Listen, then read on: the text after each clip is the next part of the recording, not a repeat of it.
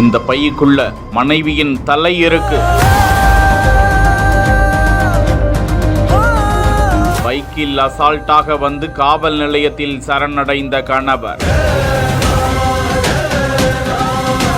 உடல் எங்கே இருக்கு என்று கேட்டபோது வெளியான அதிர்ச்சி வாக்குமூலம்.